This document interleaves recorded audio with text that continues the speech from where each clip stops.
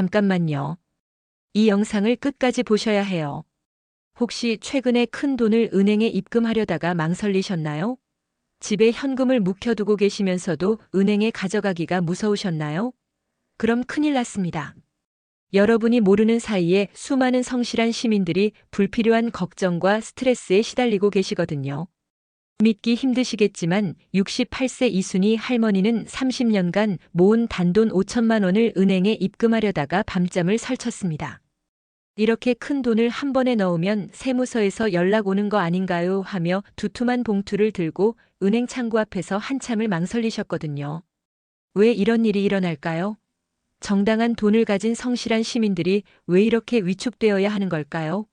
현금 거래보고 제도에 숨겨진 진실, 오늘 이 영상 끝까지 보시면 여러분도 이순희 할머니처럼 당당하게 금융거래를 하는 비법을 알려드리겠습니다. 본격적인 이야기를 시작하기 전에 잠깐만요. 앞으로 전해드릴 내용이 정말 중요합니다. 구독과 좋아요 한번 눌러주시면 큰 힘이 됩니다. 여러분의 관심이 더 많은 분들에게 이 메시지를 전할 수 있게 도와줍니다. 안녕하세요, 여러분. 저는 30년간 기어은행 지역 본부장으로 일해온 김정아라고 합니다. 개인 금융 상담 업무를 총괄하면서 수많은 고객분들의 돈 관리 고민을 함께 해결해 왔는데요. 오늘은 정말 많은 분들이 궁금해하시는 이야기를 들려드리려고 합니다. 얼마 전 제가 관리하는 지점에 68세 할머니 한 분이 오셨어요. 손에는 두툼한 봉투를 들고 계셨는데 표정이 무척 긴장되어 보이셨습니다. 한구로 다가오시더니 작은 목소리로 이렇게 말씀하시는 거예요. 저기, 이 돈을 예금하려고 하는데 괜찮을까요? 봉투 안에는 5천만 원이 넘는 현금이 들어 있었습니다. 이분은 바로 인천에서 30년 가까이 작은 슈퍼마켓을 운영해 오신 이순희 할머니셨어요. 코로나 이후 매출이 줄어들면서 결국 가게 문을 닫게 되셨는데 그동안 조금씩 모아둔 현금을 집안 금고에 보관하고 계셨다고 하더라고요. 그런데 최근 들어 예금 금리가 오르고 있다는 소식을 들으시고 더 이상 현금으로 묵혀두기보다는 은행에 맡기는 게 낫겠다고 생각하셨던 거죠. 할머니께서는 조심스럽게 물어보셨어요. 이렇게 큰 돈을 한 번에 입금하면 세무서에서 연락 오는 거 아닌가요?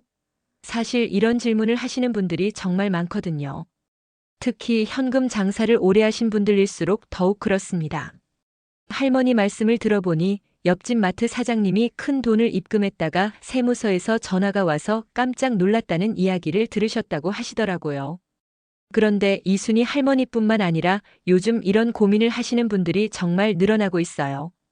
특히 오랫동안 현금으로 장사를 해오신 자영업자분들, 농사를 지으시면서 수확철마다 목돈이 들어오시는 분들, 아니면 부동산을 정리하면서 목돈이 생기신 분들까지 모두들 똑같은 걱정을 하고 계시죠. 내 돈인데 왜 이렇게 신경이 쓰일까? 사실 이런 마음이 드시는 게 당연합니다. 예전에는 이런 시스템이 없었으니까요. 하지만 지금은 시대가 바뀌었어요. 일정 금액 이상의 현금 거래는 자동으로 관련 기관에 보고되는 시스템이 만들어져 있거든요. 그런데 많은 분들이 이 시스템에 대해 정확히 모르시다 보니까 불필요한 걱정을 하시는 경우가 많아요. 이순희 할머니도 처음에는 혹시 문제가 될까봐 걱정이 많으셨어요.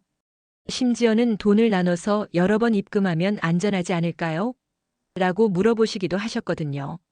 하지만 이런 방법은 오히려 더 큰 관심을 받을 수 있다는 걸 설명해 드렸죠.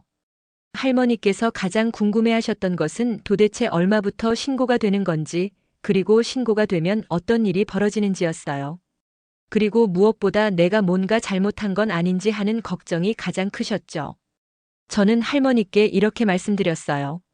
할머니, 이건 할머니를 감시하려는 게 아니라 오히려 할머니 같은 성실한 분들을 보호하기 위한 시스템이에요. 정당한 돈이라면 전혀 걱정하실 필요가 없습니다. 그런데 이순희 할머니께서 궁금해하시는 것도 이해가 되는 게 실제로 요즘은 정말 많은 현금 거래가 자동으로 보고되고 있거든요.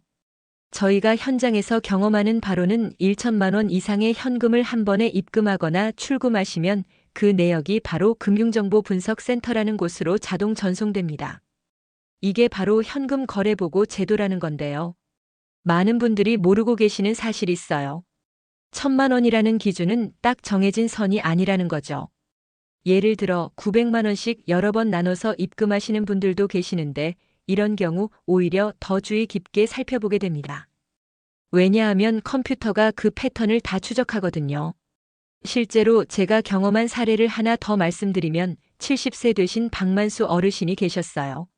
이분은 아파트 한 채를 매매하시고 나서 950만 원씩 10번에 걸쳐서 입금을 하셨거든요. 이렇게 하면 신고 안 되겠지라고 생각하셨던 건데 결과적으로는 더 큰 관심을 받게 되셨죠. 왜냐하면 이런 방식을 분할 입금이라고 해서 오히려 더 의심스러운 거래로 분류되기 때문이에요. 그리고 또 하나 중요한 게 있는데 금액과 상관없이 은행 직원이 이상하다고 느끼는 순간 그것도 바로 보고가 들어갑니다. 이걸 의심거래 보고라고 하는데요.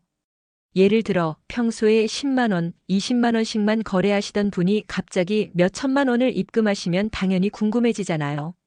그런 경우에도 확인 절차를 거치게 됩니다. 이순희 할머니께서도 처음에는 이런 이야기를 들으시고 깜짝 놀라셨어요. 그럼 내가 뭔가 잘못한 사람 취급을 받는 건가요? 라고 물어보시더라고요. 하지만 전혀 그런 게 아니거든요.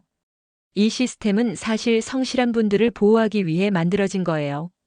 요즘에는 정말 다양한 금융 사기가 많잖아요. 보이스 피싱이나 대출 사기, 투자 사기까지 이런 범죄들이 대부분 현금으로 이루어지다 보니까 정상적인 거래와 비정상적인 거래를 구분하기 위해서 이런 시스템을 만든 거죠. 그러니까 정당한 돈이라면 전혀 걱정하실 필요가 없어요. 그런데 많은 분들이 오해하시는 게 보고가 된다고 해서 바로 세무조사를 받는다거나 문제가 생긴다고 생각하시는 거예요. 전혀 그렇지 않습니다. 보고는 그냥 이런 거래가 있었다는 걸 기록해 두는 거고 실제로 문제가 될 만한 징후가 있을 때만 별도로 확인을 하는 거거든요. 저희가 현장에서 보는 바로는 정말 문제가 되는 경우는 극히 드물어요. 대부분은 정당한 사업 소득이거나 부동산 매매 대금이거나 아니면 오랫동안 모아둔 현금을 정리하시는 경우들이거든요. 이런 경우에는 해당 서류만 준비해서 설명드리면 아무 문제 없이 처리됩니다. 이순희 할머니 같은 경우에도 폐업 신고서와 세금 정산 내역서만 준비해 오시면 되는 거였어요. 그런데 할머니께서는 그런 서류들이 있다는 것도 모르고 계셨고 어떻게 준비해야 하는지도 모르셨던 거죠. 그래서 불필요한 걱정을 하고 계셨던 거예요. 사실 이런 분들이 정말 많으세요. 특히 오랫동안 현금으로만 장사를 해오신 분들은 더욱 그렇죠. 은행 거래 자체에 익숙하지 않으시다 보니까 뭔가 복잡하고 어려운 절차가 있을 거라고 생각하시는 거예요. 하지만 실제로는 생각보다 간단합니다. 가장 중요한 건 정직하게 설명하는 거예요. 이 돈이 어디서 나온 건지, 왜 이렇게 현금으로 보관하고 있었는지 이런 걸 솔직하게 말씀해 주시면 되거든요. 숨기려고 하거나 거짓말을 하시면 오히려 더 복잡해지지만 사실대로 말씀해 주시면 아무 문제 없이 처리됩니다. 그럼 이순희 할머니는 어떻게 하셨을까요? 처음에는 정말 많이 당황하셨어요. 집에 돌아가셔서 며칠 동안 잠도 제대로 못 주무셨다고 하시더라고요. 내가 뭔가 잘못된 일에 휘말린 건 아닐까 하는 생각에 밤잠을 설치셨던 거죠. 하지만 할머니는 포기하지 않으셨어요. 동네 주민센터에서 진행하는 무료 금융교육 프로그램에 참석하기 시작하셨거든요. 처음에는 나이 먹어서 이런 걸 배울 수 있을까 걱정하셨지만 막상 가보니까 할머니와 비슷한 고민을 가진 분들이 정말 많더라고 하시더라고요. 그 교육에서 할머니가 가장 크게 깨달은 게 뭐냐면 숨기지 말고 당당하게 설명하라는 거였어요. 강사님께서 이렇게 말씀하셨다고 해요. 여러분이 정당하게 번 돈이라면 떳떳하게 설명할 수 있어야 합니다. 오히려 숨기려고 하면 더 의심받을 수 있어요. 그래서 할머니는 필요한 서류들을 차근차근 준비하기 시작하셨어요. 먼저 폐업 신고서를 찾아내셨고 지난 몇 년간의 세금 신고 내역도 정리하셨죠. 그리고 가게 임대차 계약서나 매출 관련 자료들도 함께 모으셨어요. 생각해보니까 할머니께서 가지고 계신 돈이 어디서 나온 건지 충분히 증명할 수 있는 자료들이 다 있더라고 하시더라고요. 그 다음에 할머니가 한 일이 참 인상적이었어요. 다시 저희 은행에 오셔서 이번에는 당당하게 말씀하시는 거예요. 30년간 슈퍼마켓을 운영하면서 모은 돈입니다. 여기 관련 서류들이 다 있어요. 그러면서 준비해 오신 서류들을 차근차근 보여주시더라고요. 그 순간 저도 정말 감동받았어요. 처음 오셨을 때는 그렇게 위축되어 계시던 분이 이제는 자신 있게 설명하고 계시니까요. 당연히 입금 처리도 아무 문제 없이 끝났고 별도의 확인 전화도 없었습니다. 하지만 여기서 끝이 아니었어요. 할머니는 이 경험을 통해서 금융거래에 대한 생각 자체를 바꾸게 되셨거든요. 예전에는 현금이 제일 안전하다고 생각하셨는데 이제는 투명한 거래가 진짜 안전한 거구나라고 깨닫게 되신 거죠. 그래서 할머니가 새로 실천하기 시작한 습관들이 있어요. 첫 번째는 큰 돈을 현금으로 보관하지 않는 것. 이제는 목돈이 생기면 바로바로 은행에 예금하시거든요. 두 번째는 필요한 서류들을 항상 정리해서 보관하는 것. 세 번째는 자녀들 명의로 돈을 옮기지 않는 것이에요. 특히 세 번째가 중요한데 많은 분들이 세금을 아끼려고 자녀명의 통장에 돈을 넣어두시는 경우가 있거든요. 하지만 이런 경우 나중에 증여 문제가 생길 수 있어요. 할머니도 처음에는 아들 명의로 돈을 옮겨볼까 생각하셨는데 교육을 받고 나서는 그런 생각을 완전히 접으셨다고 하시더라고요. 그리고 할머니가 가장 중요하게 생각하게 된 건 뭐냐면 계좌 이체를 적극 활용하는 거예요.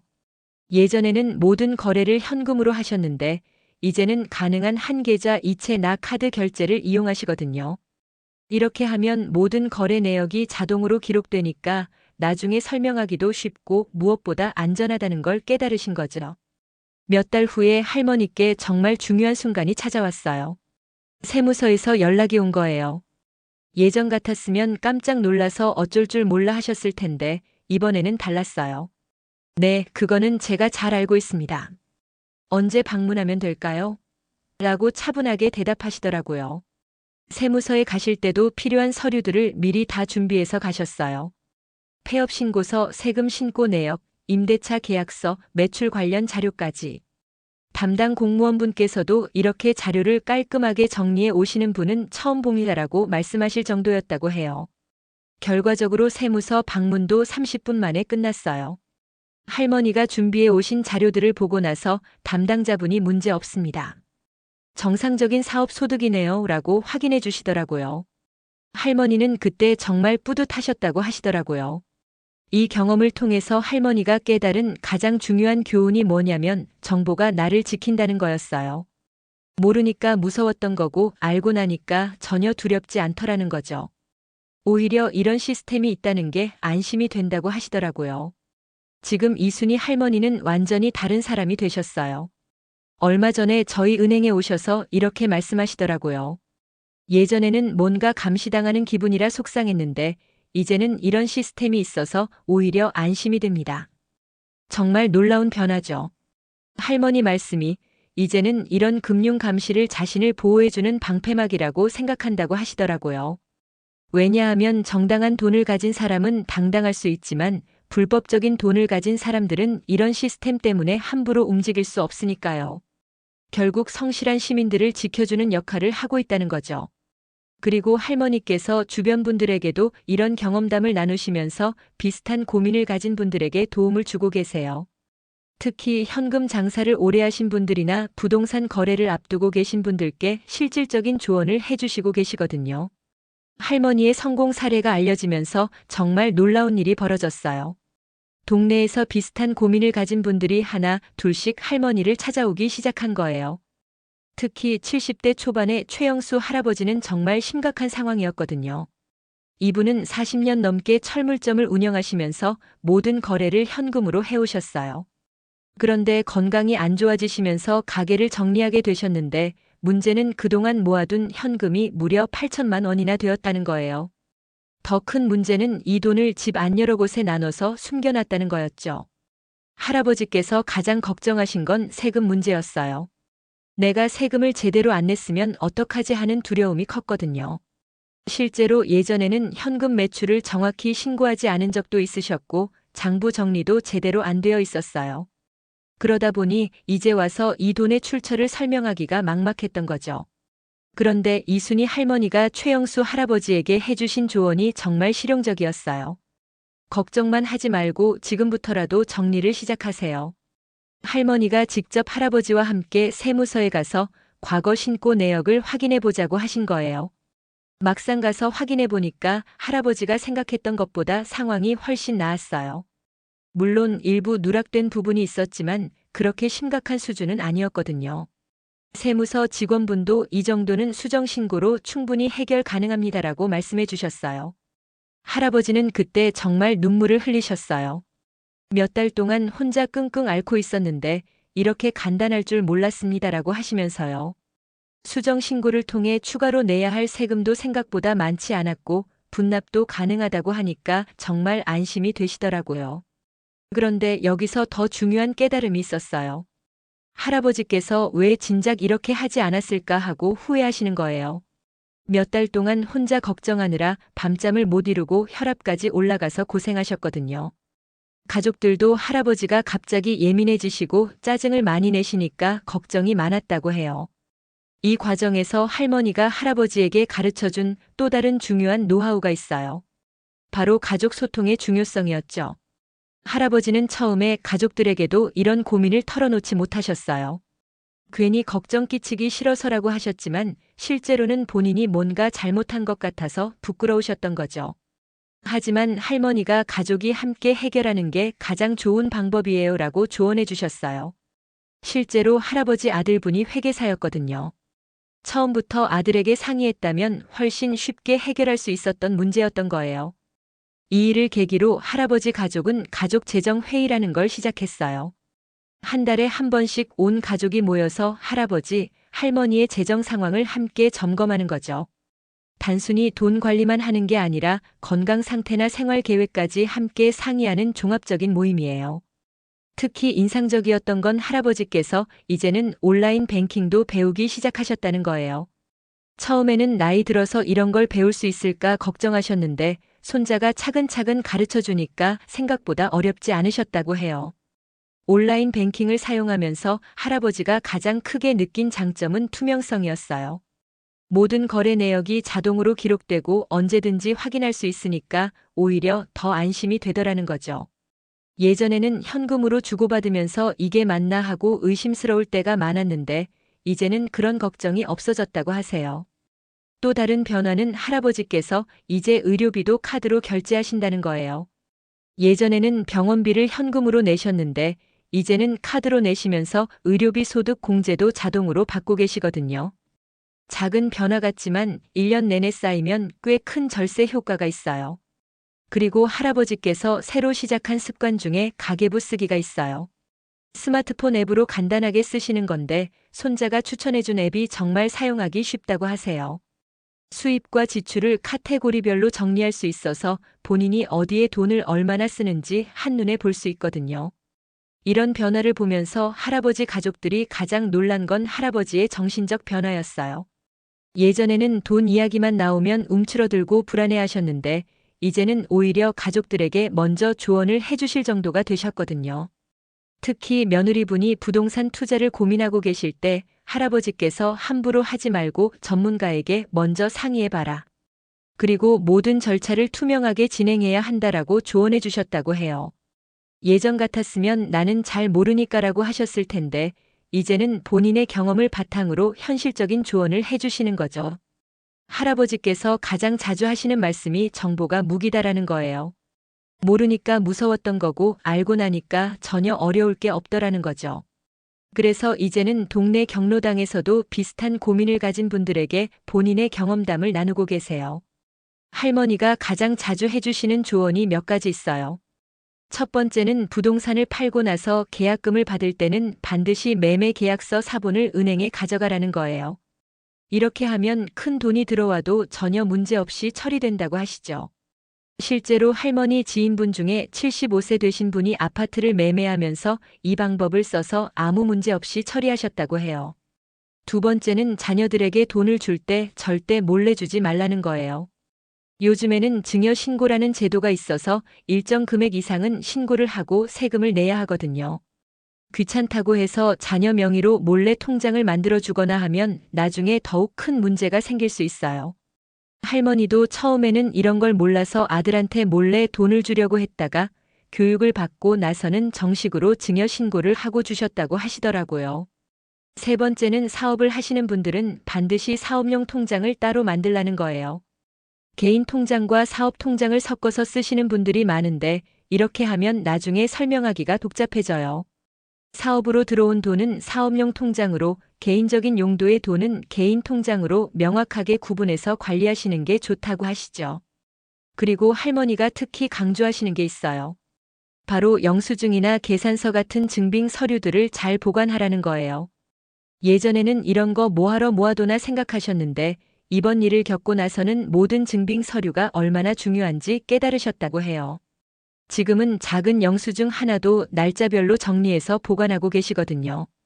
또 하나 중요한 건 계좌 이체를 적극 활용하라는 거예요. 현금으로 주고받으면 나중에 증명하기가 어렵지만 계좌 이체로 하면 모든 기록이 자동으로 남아서 나중에 설명하기가 쉽거든요. 할머니도 이제는 조금 큰 거래는 무조건 계좌 이체로 하신다고 해요. 제가 35년간 은행에서 일하면서 느끼는 건 이런 시스템을 무서워하시는 분들이 정말 많다는 거예요. 하지만 정작 문제가 되는 경우는 극히 드물거든요. 대부분은 할머니처럼 정당한 소득을 가지고 계신 분들이에요. 그런 분들이 불필요한 걱정 때문에 스트레스 받으시는 걸 보면 정말 안타까워요. 그래서 저는 항상 고객분들께 이렇게 말씀드려요. 두려워하지 마시고 준비하세요. 미리 알고 준비하면 전혀 어려울 게 없거든요. 오히려 이런 시스템이 있다는 걸 알고 나면 더 안전하게 금융 거래를 하실 수 있어요. 특히 요즘 같은 시대에는 보이스피싱이나 각종 금융 사기가 정말 많잖아요. 이런 범죄들로부터 우리를 보호해주는 역할도 하고 있거든요. 실제로 할머니께서도 이런 시스템이 있으니까 사기꾼들이 함부로 못하겠네요 라고 말씀하시더라고요. 마지막으로 여러분께 당부드리고 싶은 말씀이 있어요. 혹시 지금 현금을 많이 가지고 계시거나 큰 거래를 앞두고 계시다면 미리 준비하세요. 어려운 게 아니에요. 그냥 정당한 돈이라는 걸 증명할 수 있는 서류들만 정리해 두시면 되거든요. 그리고 모르는 게 있으면 언제든지 은행에 와서 물어보세요. 저희 같은 은행 직원들은 고객분들이 안전하고 편리하게 금융 거래를 하실 수 있도록 도와드리는 게 일이거든요. 혼자 걱정하지 마시고 언제든지 문의하시기 바랍니다. 이순희 할머니처럼 여러분도 충분히 당당하게 금융 거래를 하실 수 있어요. 정보가 힘이고 준비가 자신감이라는 걸 꼭 기억해 주시기 바랍니다. 이 영상 끝까지 시청해 주셔서 진심으로 감사합니다. 여러분의 구독과 좋아요는 더 많은 분들에게 이 소중한 정보를 전하는 데 큰 힘이 됩니다. 앞으로도 여러분의 건강한 삶을 위한 따뜻한 지혜로 함께하겠습니다. 감사합니다.